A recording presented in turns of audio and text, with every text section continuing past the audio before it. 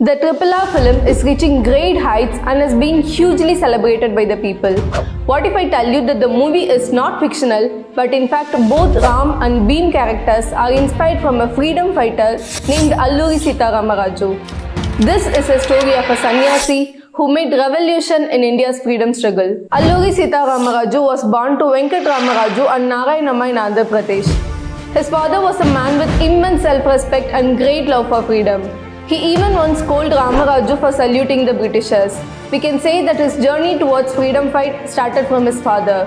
But unfortunately, his father died when he was just 8 years old. At the age of 15, he moved to Visakhapatnam, which was his mother's hometown.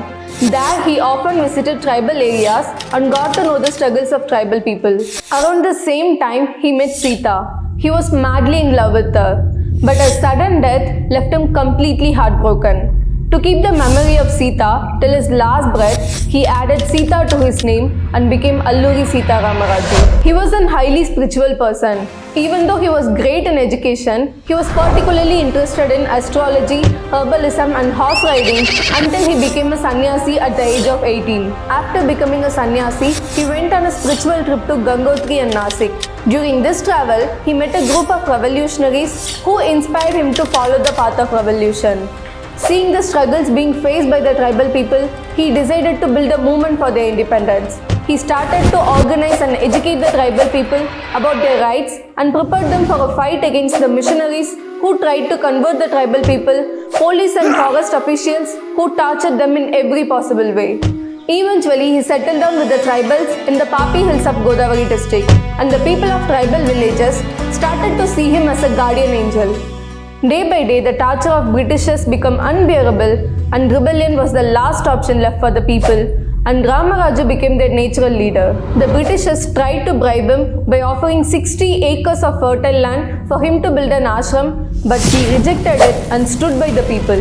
With his supporters, he built a strong and powerful group of fighters who mastered the traditional weaponry like bow and arrow and spears. He also taught them how to use tactics like whistling and beating drums to exchange messages among themselves. They initially managed to achieve a spectacular success against the British, but soon they realized that the bow and arrows would not be of much use against the modern firearms of British.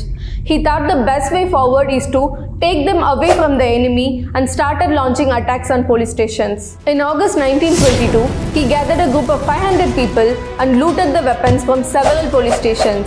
After each attack, he would sign a letter in the station's diary giving details of the loot from that station and would write date and time of his attack, daring the police to stop if they can. And he mastered the guerrilla warfare, which is the method of hiding and attacking, just like the climax of RRR movie. Because of this, the British struggled to deal with him. This was going on for 2 years, but they couldn't catch him. So they lost their patience and started torturing the tribal people.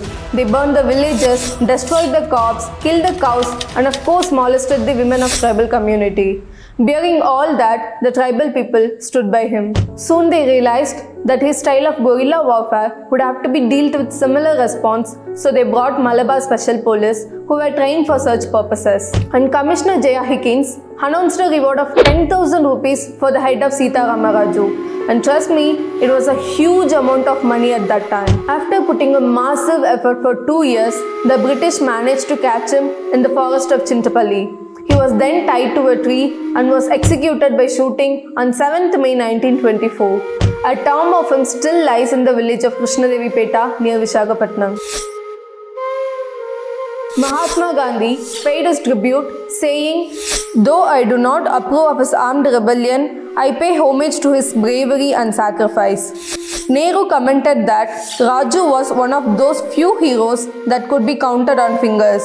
And Netaji stated that Alluri was fierce in determination and his unparalleled courage and sacrifice for the people will ensure him a place in history. I don't think his words came true. Other than the people of Andhra Pradesh, none of us were taught about him. I graduated in history, but I wasn't taught a single line about him. I think it's important to teach about heroes like Alluri Sita Ramaraju rather than teaching about how we were looted and conquered. This is a story of a sannyasi who fought for this country, who died for this country.